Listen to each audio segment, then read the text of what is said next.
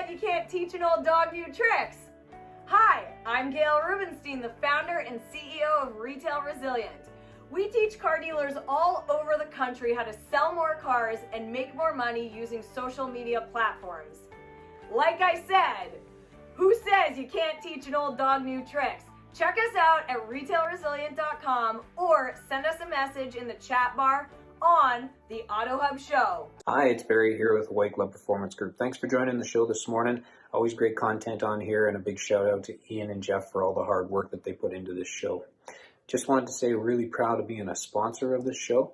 The White Glove Performance Group, what do? We have a cloud-based styling technology called Touchpoint. Touchpoint is used in dealerships all across North America. And the main reason for its popularity is because dealerships can now amp up their team to be calling 50 people an hour.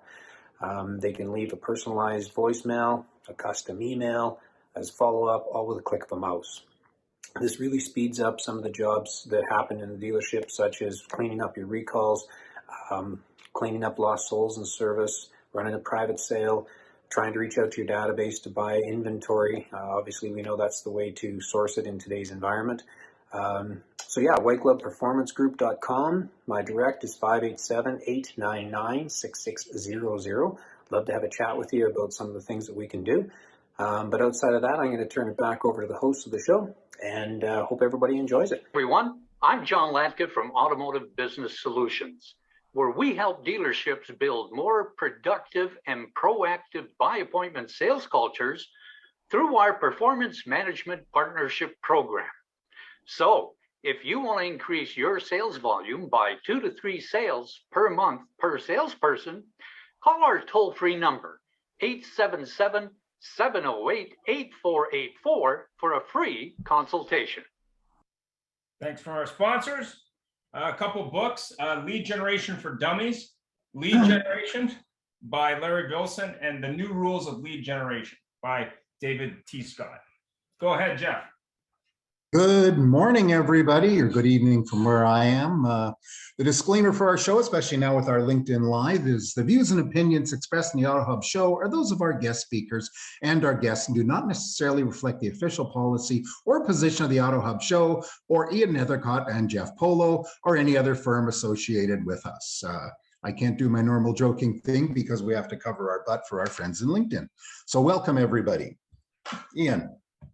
So today's show is the Creative Lead Show, and maybe Jeff can start the show with his experience in the Paris market with car dealers. Well, thank you. Bonjour, and all these stuff, bonsoir, and all these lovely words I've learned out here where I am. And I am in the lovely Paris, which, as the song goes, you know, I love Paris in the springtime, I love Paris in the fall. It's a pretty neat place. However, my goal today was, last week's show, I was in Monaco. I'm not bragging, but it's a trip in a lifetime. And I wanted to broadcast from outside the casino so you could see the Bugattis going by and all that stuff, but they wouldn't let me. So I went to some little bistro just down off the water to look at the boats and what I couldn't afford ever. But today my plan was to go to a car dealership. I got in on Friday, contacted, because it's a lead show, I generated some leads. And I sent a lead to a BMW dealer here, who's part of an 18-store group in France, the Tesla store here, and a Renault dealer who's the one I really wanted because I wanted to be sitting on an Alpine because I'm a big fan of the car. So that was Saturday. Today is Monday. I had not one single response. Now, maybe it was because I did it in English. I don't know. Not one response. When I dropped in, they looked at me like I was the holy whatever and kicked me out very quickly. So I'm sitting in my little, Airbnb or VRBO or whatever they call it, but I'm happy to be here with everybody. But it's very interesting how I tried to get some answers and not a single, I didn't even get an autoresponder, which I expected from Tesla. Because of course, we all know Elon Musk is probably controlling every bit of AI in the entire world right now. So, but moving along, let's introduce our guests here and to get some great information on creative leads. First of all, I believe, Sandra, it's your first time joining us. I might be wrong. If I'm wrong, please forgive me. but we have Sandra Siegel, who is the head of growth and partnerships for Family One Inc., and a former VP of partnerships and business development at Dealer FX, so he certainly knows about leads. Sandra, can take a moment and introduce yourself to our audience. Sure. Hi, everybody. Thanks for having me. It's a pleasure to be here. And yeah, I'm Family One is an online advertising platform. It's actually focused exclusively on families and growing families. And so in the context of automotive vehicle sales and potential leads, you know, kids changes stuff. So it becomes pretty important to understand that life change has happened. And if we can help, you know, if we can help with car dealers, and we can help with groups sort of help have that understanding, we think it'll help with sales. So glad to be here. And I'm really looking forward to the chat with everybody else. Thanks, Andrew. Tremendous. Looking forward to hearing what you have to say. Next, we have with us Scott Peckstein. I hope I got that right, Scott. Who's Vice President of Business Development at Digital Airstrike, which, considering he's in Arizona, I have this picture of a virtual fighter jet going and attacking leads. But Scott, can you take a moment, say hi to our audience, and tell us a bit about yourself? Good morning, everybody. Good evening, Jeff. Scott Peckstein. This is a topic, Ian and Jeff, that are it's near and dear to my heart. I spent the first 20 years of my automotive career on the lead side. So I've been with Digital Airstrike now for a little over 2 years, and we are helping connect buyers and sellers. And I'm out in Southern California today, so I know it looks like Arizona, but it's on state over. Yeah, okay, so I know you have to be like Arizona, so you need the sand in the backyard. Next, joining us, and after a little bit of a break from the show, is our beloved sponsor, Barry Jordan, who's the Vice President of Sales for White Glove Performance Group, which sounds a little bit like Michael Jackson, in Calgary, Alberta. Barry, can you say hi? Tell us a little more about yourself and your business. Yeah, good morning, everybody. Good to be here. I've been pretty much with the show from day one, and there's always good stuff on here. But what we do, we're White Glove Performance Group. What we do is we have a power dialer is what we focus on, and we license that out to dealers. And what that allows dealers to do is make multiple calls, 50 calls an hour, custom emails, custom voicemails being dropped, full accountability, full reporting. We're one of the few softwares that we can drop into a dealership, and within 2-3 hours, the dealer's up, dialing, calling, fully accountable. Nobody can flub the system. Nobody can say they made their calls and didn't make their calls. All that stuff that happens in a dealership, and that's the biggest one that we find is we actually can show management, this is what your team did today. This is absolutely what happened. Not what they told you they did, but this is what they did. And that's a really big part of what we're able to do. Yeah, good to be part of the show. So, you know, we deal with leads from all different sides. It's going to be a good show and a good conversation on that. Terrific. Thank you so much. And last but not least, one of our favorite people of our show, Gail Rubenstein, from the CEO of Retail Resilient and a whole bunch of other things. And I must say she is a new Rike master, and which means I have developed a new sense of peace just knowing that she is. But joining us from Philadelphia is Gail. Gail, say hi. And by the way, I have to tell you, her and her team are very responsible for helping us grow our Facebook following, and just a tremendous platform, as of course is Barry's. Gail, say hi. Hi. Is my Zoom cutting in and out? I think everybody's is. I don't know what's going on here. I know mine is. Okay. Anyway, hi. I do know Gail. you have something growing out of your arm there. Okay, that's better. Oh yeah. No. Anyway, I'm Gail. I'm the CEO of Retail Resilient. And yes, Jeff is correct. I became a certified Reiki master. I've been studying Japanese healing techniques for the last 5 years for fun outside of the car business. But what we do is we bring buyers and sellers together on social media. We have kind of become as like the go-to people for anything social in terms of Facebook, Instagram, TikTok, and how you connect those platforms to your digital retailing tool. So whether you use True Payments, Roadster, CarNow, we've helped a lot of dealers generate a lot of money and a lot of revenue using those social selling strategies. And I am proud to say we have a very unique social selling school for auto dealers, and a lot of people go to our school and they love it. So that is who I am. Thank you Terrific. for having me every week. You're so much more. We appreciate it like we can't begin to tell you. You know, maybe not so much Ian, but me, I just appreciate it tremendously. No, I know Ian does too. Ian, first question, please. Yeah. What do you think creative leads are? Let's start with Scott on that. So one-dimensionally, my approach to that answer would be any incremental lead, any incremental at-bat that you can generate for your business, whether you're a car dealership or power sports or what have you, whether that be via your website, driven it up from your CRM, your DMS, your service drive, social, of course, is a huge opportunity. Even putting business cards on vehicles that are for sale in your community. Hey, we don't only sell cars, we buy cars. That's a lead. So again, I'll end where I started. Any incremental at bat that you give your sales team. Cool. Sandor? Can't hear you. All right, I thought I was on mute. Sorry. Hopefully that's better. That's better. Similar to that, I think it's about, you know, the differentiation of it. You know, I think it's getting out from the usual marketing mumbo jumbo. Folks are pretty smart. It's especially when it comes to automotive. It's not like cars are a product that people don't know they want or don't know they need. It's not like it's some new thing. You know, like when the iPhone came out, nobody knew that they really wanted something like this. I know that's the oldest example in the world, but you know, we were trained about what the solution was and then went down the path. Everybody knows what a vehicle is. Everybody knows what the utility is for. So as you're bombarded with this stuff, a creative lead to me is getting it out from underneath that, and then having this sort of, I'll call it an ethical dialogue between the consumer and wherever they are in their thought process, and then whomever it is that's trying to help them at their sales cycle. So, you know, to me, it doesn't have to be complicated. It could be literally leads to folks, your friends and family that you know. It could be, you know, it could be what was just said about sort of the flyers that get held out.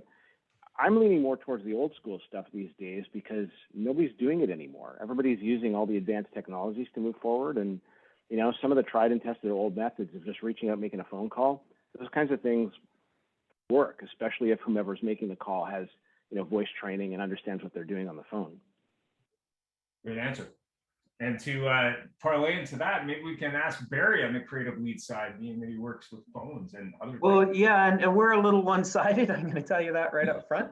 But I think the biggest thing right now is, you know, there's all these companies. You can go out and you can buy leads. You can do this. You can do that. But really and truthfully, if you've got a database, it's just sitting there waiting to be spoken to, waiting to be engaged, and properly, ethically, and all the right words that we're all talking here. But there is going to be people sitting in your database that are prepared to do business with you again, because you haven't done anything wrong. You know, and back to Jeff's point about he reached out to these dealers, and even you know, thanks for considering us. Sorry, we're unable to accommodate you, would have been much better than just ignoring the email and ignoring the contact, right? So I think really and truthfully, there's a lot of business and a lot of money sitting in databases or in dealerships right now that is being totally untouched, and we're all running around trying to figure out how we're getting new business, and we're just leaving the existing business in our database. So fantastic. Gail?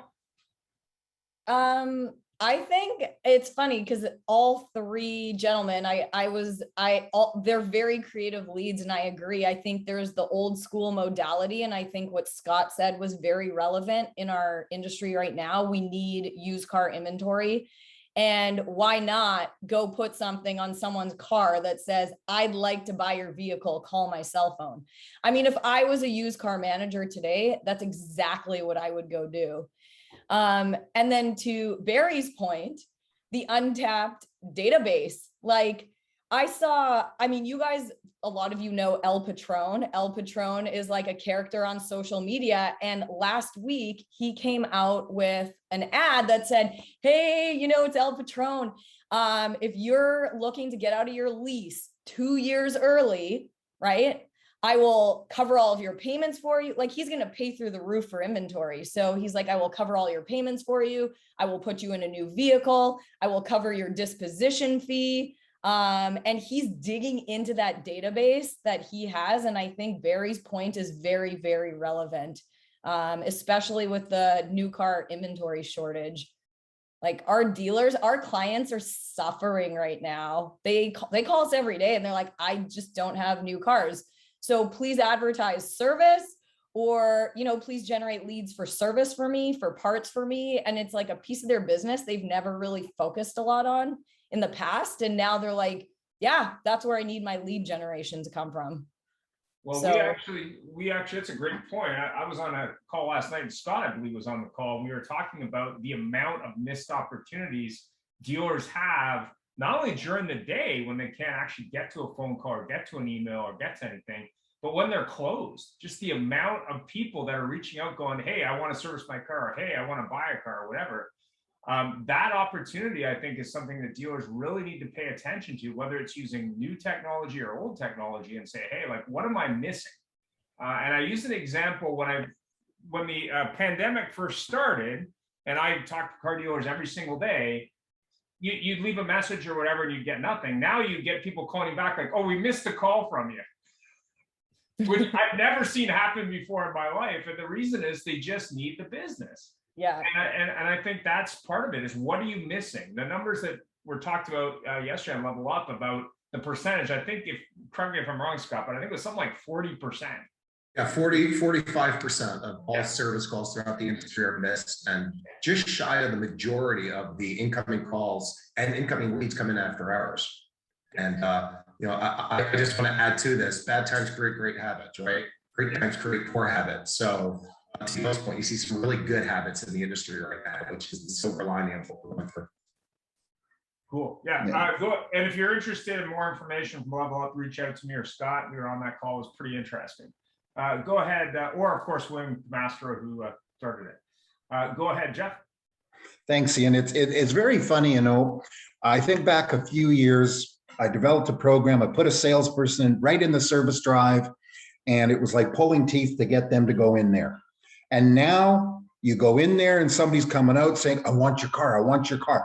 Tell you what, I know you got an SUV, but look at this beautiful economy car. You'd rather have that than your SUV, right? But anyway, you know, the fact is, we keep talking about the fact that overall, dealers do a poor job of handling leads. You know, Scott, you just said 40% of service leads go unhandled. Holy cow. My wife was in life insurance for years, and she'd have killed to have people phone up and say, can I have an opportunity to spend money with you? But so during the pandemic here, they had to deal with a purely non-physical guest with their leads and everything.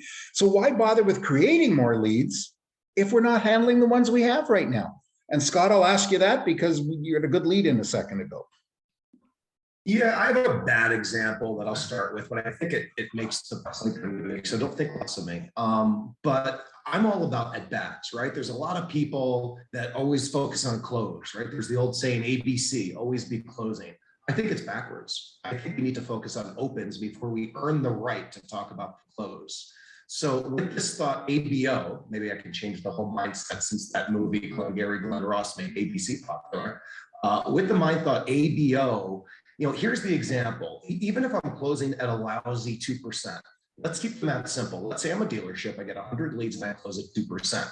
What do I need to do to double my sales? Do I need to work with my sales team, hire a trainer, and get that 2% to 4%? Yes, but the other alternative is I could just double my lead count, right? You double your lead count, now you're closing 2% on 200 leads, and you've just doubled your sales. So that's the bad example. The right example, the better example would be get that 2% close rate to a 10% close rate, and also double your leads. Now you've gone from 2 sales to, let's see if my math is right, to 20 sales, and you've got 1,000% increase on your close rate. So I see, Jeff, to answer your question directly, I see value in obviously working on your close rate and doubling it and tripling it, but you will hit a glass ceiling there.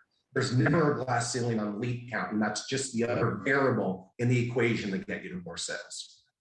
Yeah, it's a very good point, although I do have to say sometimes when the glass gets full and overflows, sometimes there's just a lot of spill off.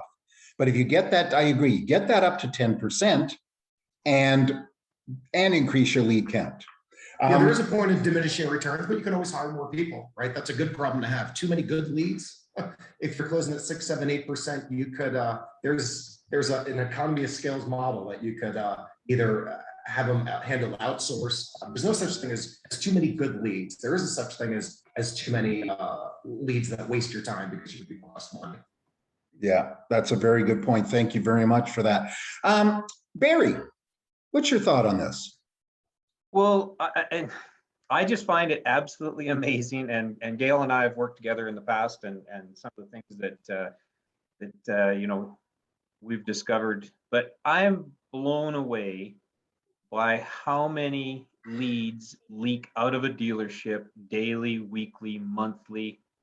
There's so much business there that it's comical. One of the questions I always ask a dealership when we're going through the consulting phase is, how many customers a month are aging in your service department where you're no longer able to market to them due to Cassell or whatever? Maybe they missed 2 service appointments or whatever.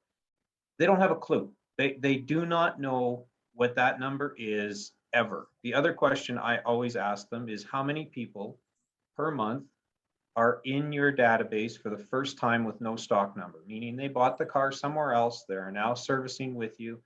What is that number? Again, no clue. Like, they know how many people are walking through their store to buy cars. They know their closing ratio. They know their F&I averages. They know some of those numbers, but they do not have a clue of what is actually going on that they could salvage immediately. With very little effort, they could salvage 30, 40, 60 people a month that are falling off their database just because they're going to expire on timeline, and now you're not able to market to them. And on the other hand, they don't realize how many people gave them a shot for the first time in their service department. And they should have some attention on these people and say, hey, guys, thanks for servicing with us. How was your first experience? We love you. Come back, please. And we'd love to, have you as part of our permanent customers. So I believe that yes, you can up your count, and that's the easiest way to do it. But I also believe that working internally with the data you already have, you can change your number in a week. Yeah. Everything can change in a week. And you start rolling in some of the stuff that Gail does, and you start rolling in some of this other stuff. Now you're escalating at a rate that your team probably won't be able to handle, if you're honest with yourself. Because there is just so much business sitting there that, forget the fact we're only talking to 40%, but they're sitting there. They want to do business with you. They've done 2 or 3 services with you. They'd like to trade up their car. They'd like to get it polished. They'd like to get it detailed. They'd love to do all the stuff you do in the back and the front and your whole business, but you have to engage the property. Thank you. It's true. It's true. And Gail, I'm going to turn to you on this one, but it's very interesting. You brought up a little bit earlier that dealers are reaching out to you saying, I don't have inventory. I need inventory. And I'm connected with somebody on LinkedIn that's with a very large dealer group who I won't mention. Every week they post 150 vehicles are going from Canada, new vehicles, Broncos, Raptors, TRXs are going from Canada to the auctions in the States. And yet dealers here are dying to get those cars. So Gail, tell me something. So why should we create more leads if we're sending our cars south and, when we're mishandling them anyway?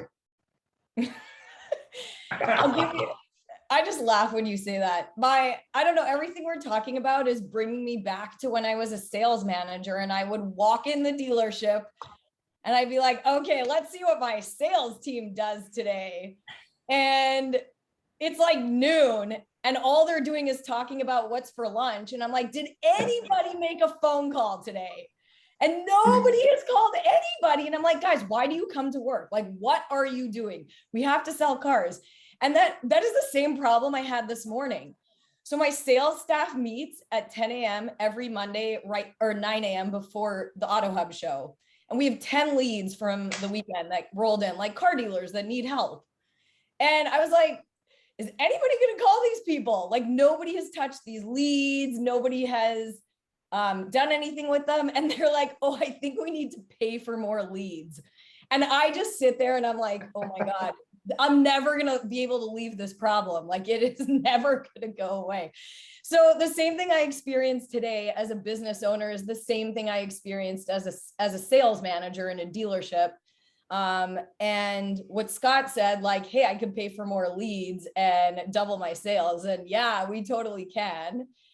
Do I think that's the right answer? No. I think what Barry said is like, you got to dig in, and it's up to the leader and the manager to dig in.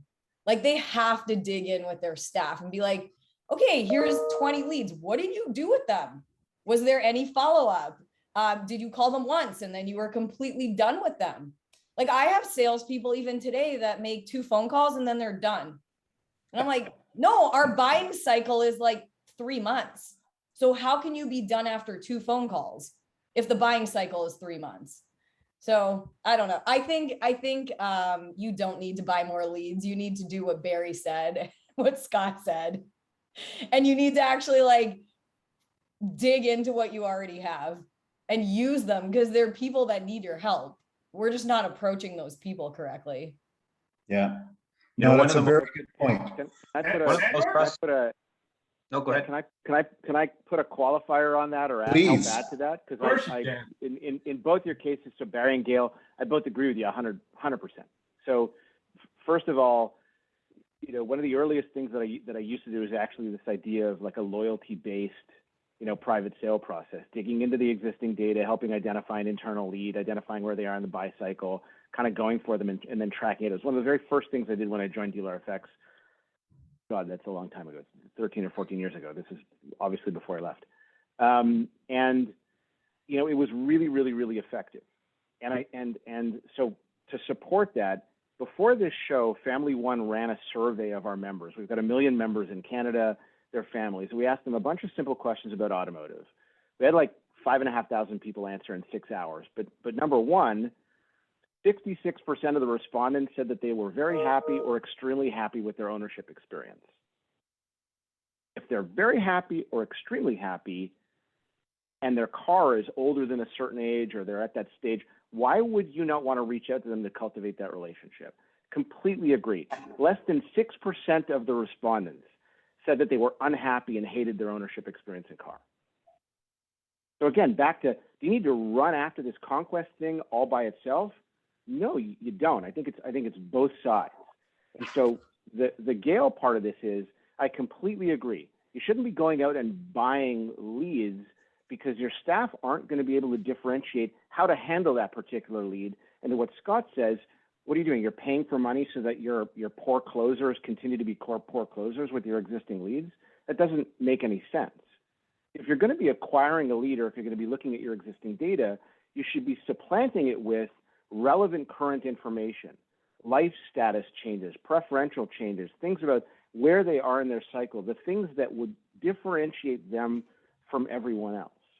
And so the plug for me is, if there's been a life change like a kid and they're extremely happy with their vehicle, that is a much more powerful lead for your sales organization than just your traditional, let's get into, did they service with me? You know, what's their loyalty and retention score from whatever social ranking or whatever system ranking you have.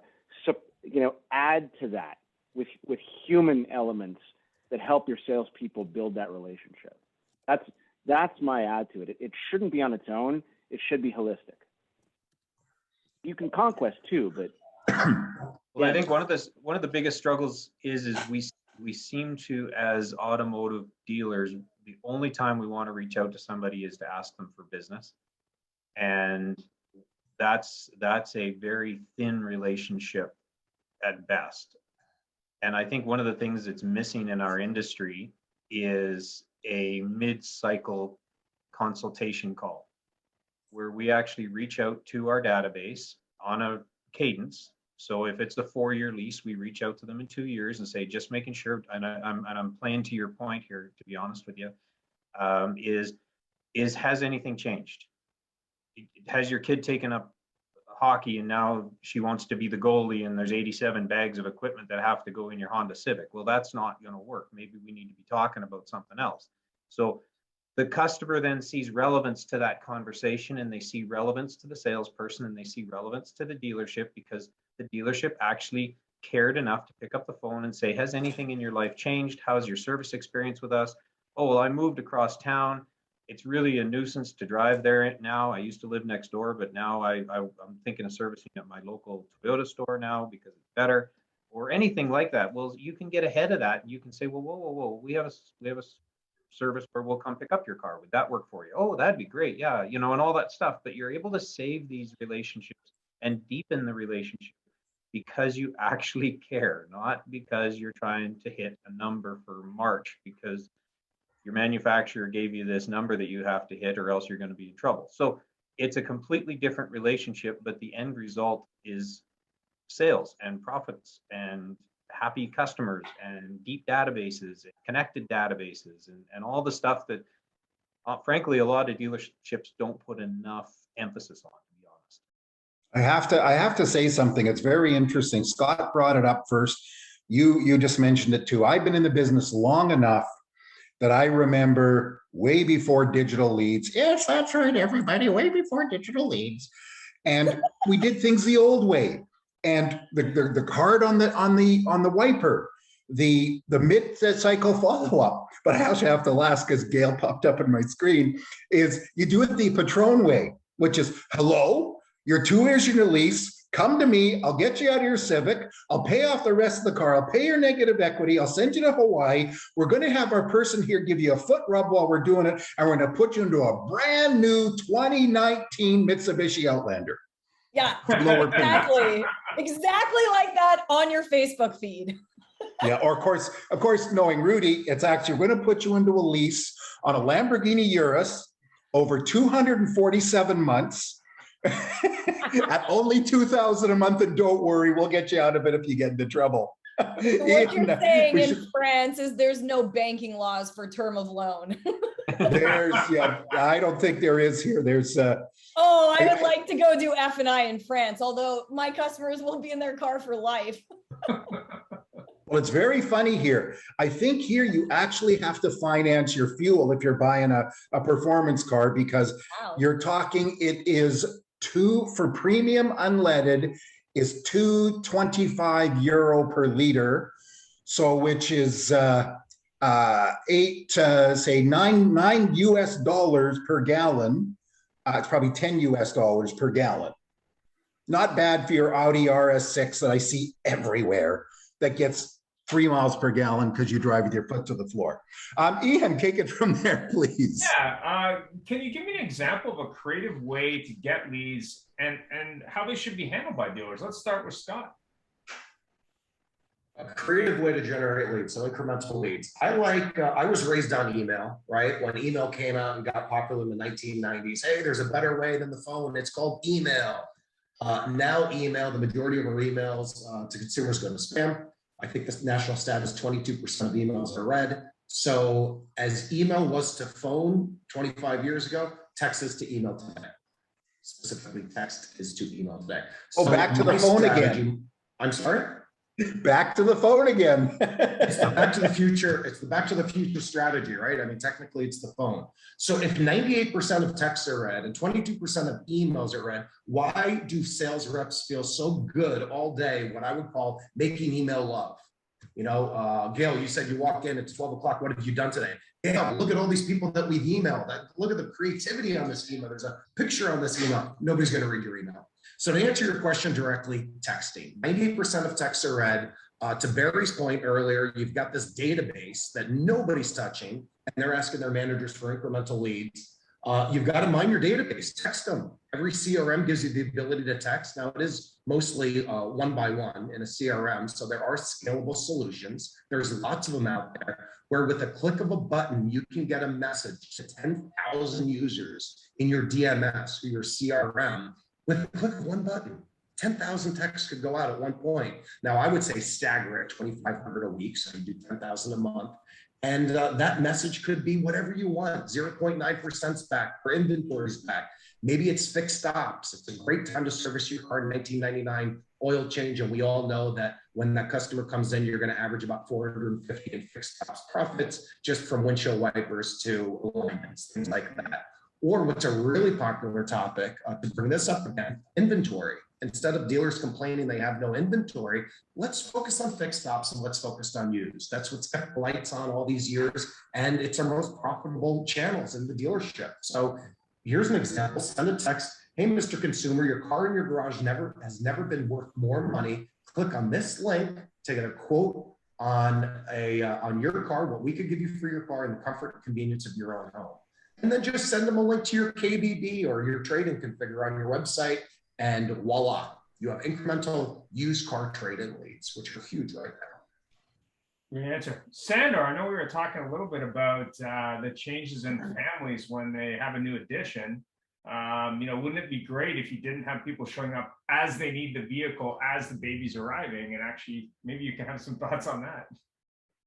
Yeah, this was sort of what drew me to make the connection in the first place. Is that, and again, I think it was Barry that had said earlier that it's a little bit of a focus on a specific tunnel for where those leads are coming from, because we've got this family database, but it was that these folks are telling us with permission, and it's a one-on-one relationship, but they're telling us when the child's going to be due, and they're telling us where they live, because part of our membership is that they get access to certain things, and if they don't give their real address, then they don't get the stuff. And email and SMS. So I've got all this data on people about when a kid's going to be due, or when the kid was born, and how many other kids they've got, and all these other things that are happening. I thought, a story that popped into my head because I've got 3 kids was, panic shopping in the 3rd trimester for a minivan sucks. It just sucks.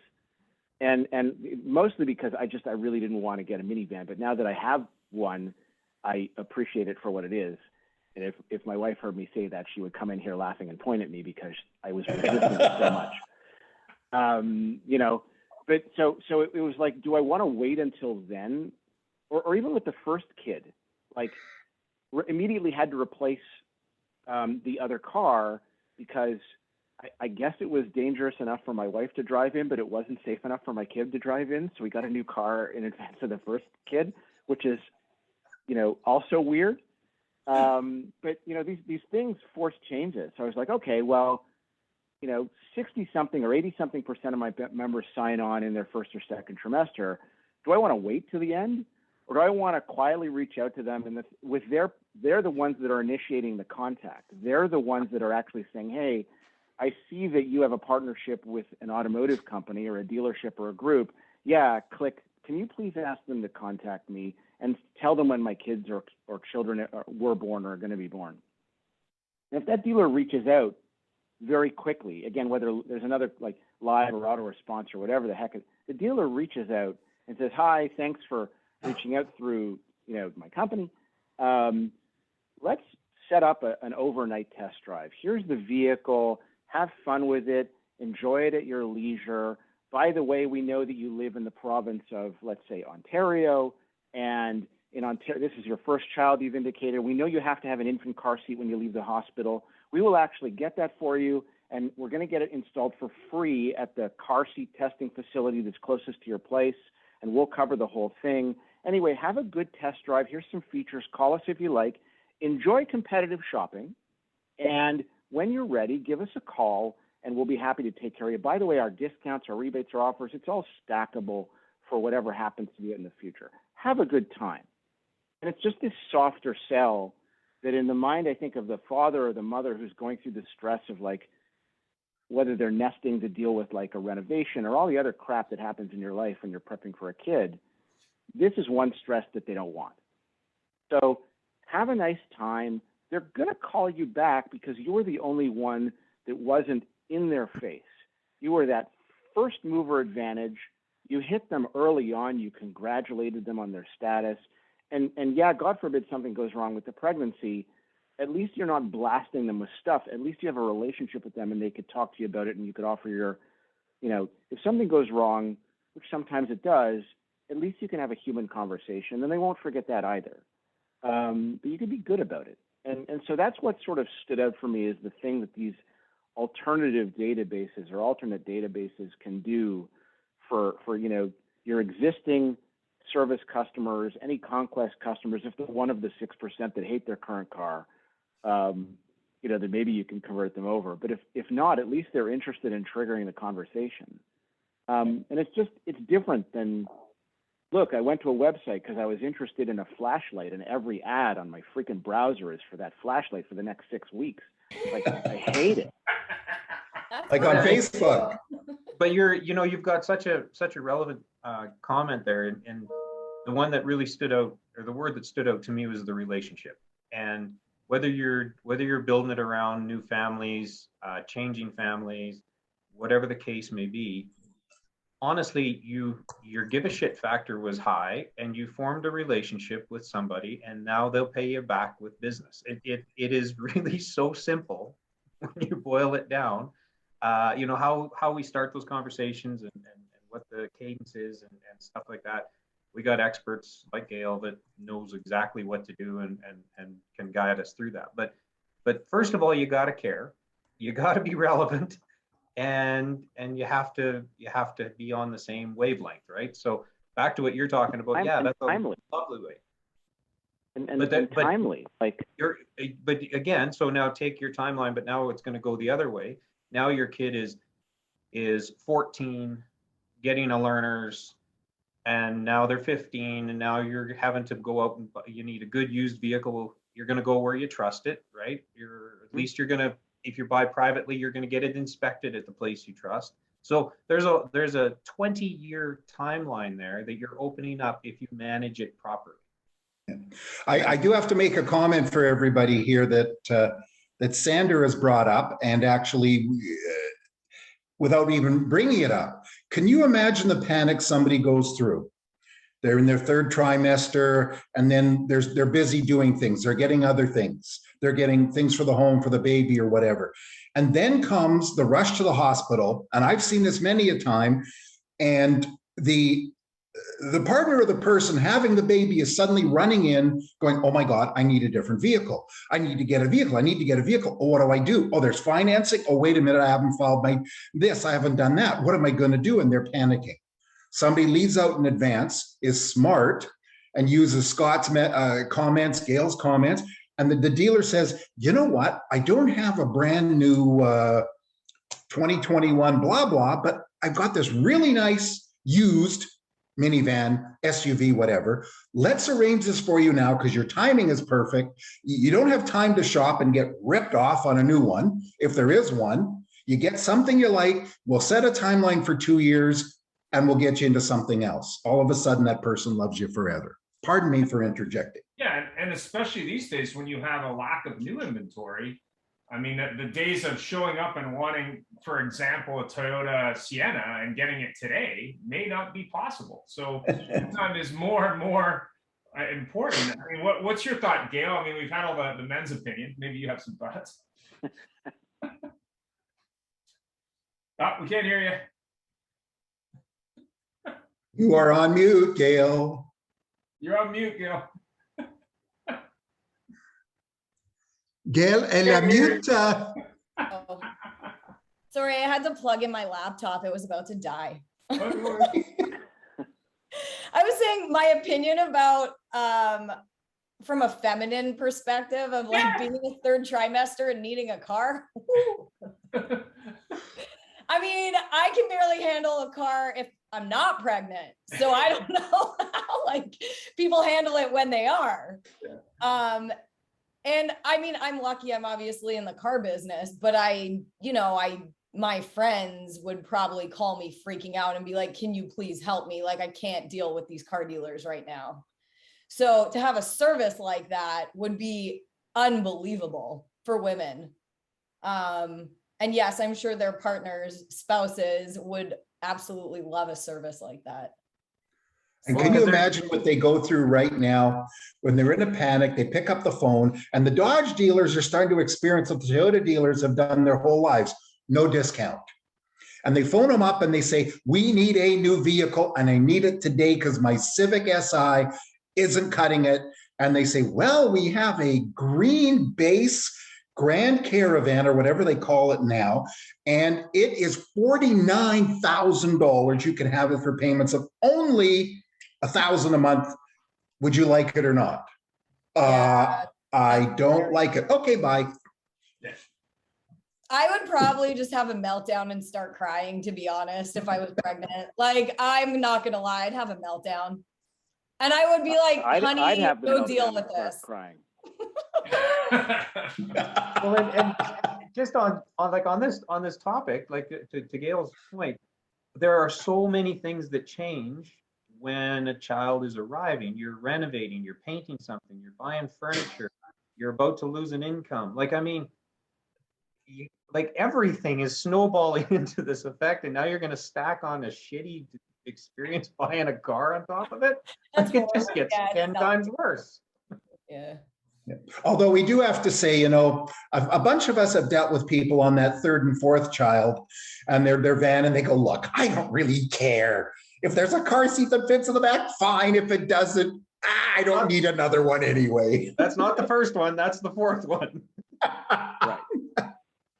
So, yeah, I mean, we were talking about creative leads. You know, can you give me an example of a creative way to generate leads? Yeah, actually, one of the programs that we have at Retail Resilient is how do you get creative leads through social media. So we go to dealerships, we make them whip out their phone on the lot in the showroom. We don't care. We make them do a TikTok video.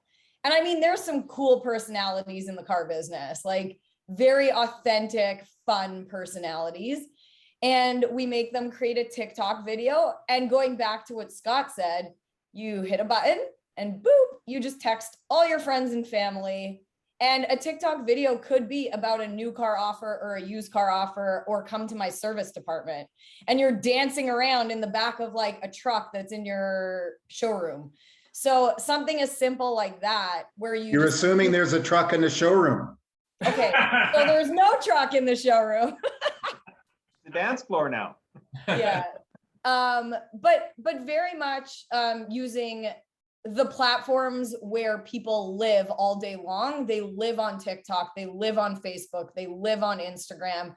So building the creative leads organically within those platforms.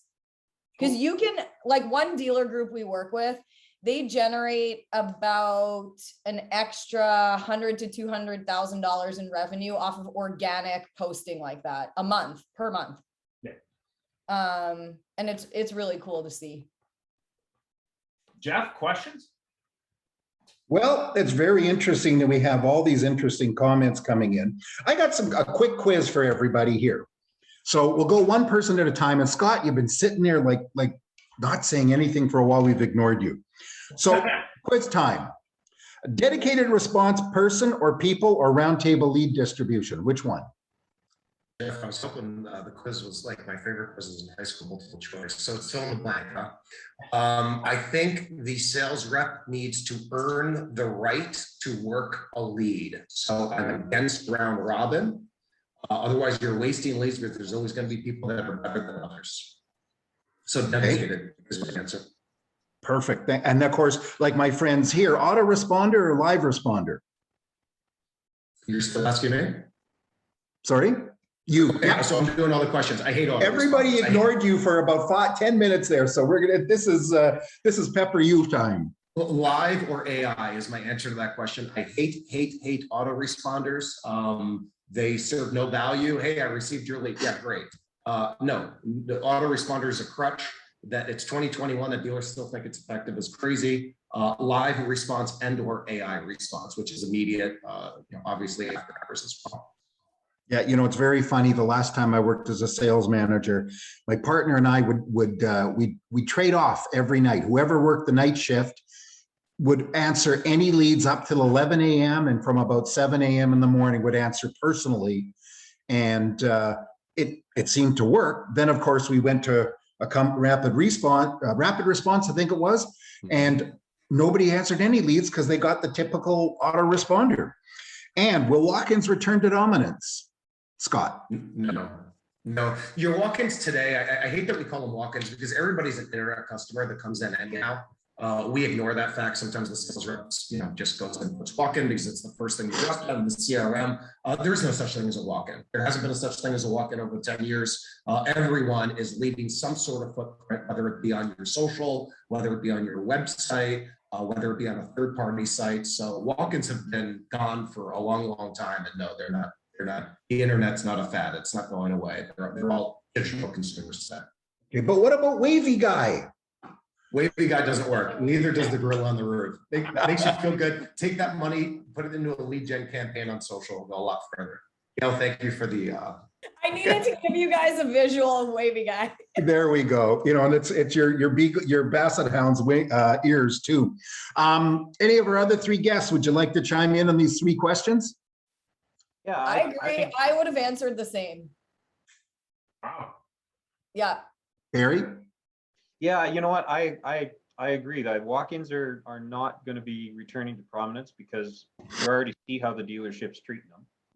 And so we're good there. Absolutely personalized responses is what it needs to be, because some of the form letters that these dealerships are responding with are a joke. They're 12 paragraphs long and they tell you about the owner's dog and it's terrible.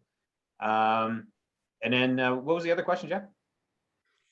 There was a dedicated response person or response people or a round table. Yeah, definitely dedicated, because I've had better luck with people that are earning $15 an hour than somebody on commission trying to respond to these emails. And you know what? You hit month end and, oh, I've got 12 deliveries and sorry, I couldn't get to those and I couldn't do this and I couldn't do that. Meanwhile, you got this person that's just their job and they're just doing their job like they're supposed to do. And they're generating leads like there's no tomorrow. So, and the funny part is, the person they reach is probably the only person that they've actually reached. That customer is sitting there going, "Wow, somebody got back to me live." So, Ian, I'll leave it to you. We're getting a little late here, so. Want to thank everyone. First of all, great topic. Lots of great insight. Lots of great ways to generate creative leads. I think you need to think not only how you can do it with new technology, but also think about how it was done with old technology. I think you really need to think outside the box, and old stuff doesn't necessarily not work. It amazes me as I talk to car dealers every day, how few of them are dealing with the elephant in the room, which is you need to get your salespeople buying used cars at scale. And if they have no new cars, they have no excuse. The only excuse they have is that you're not getting them to do that.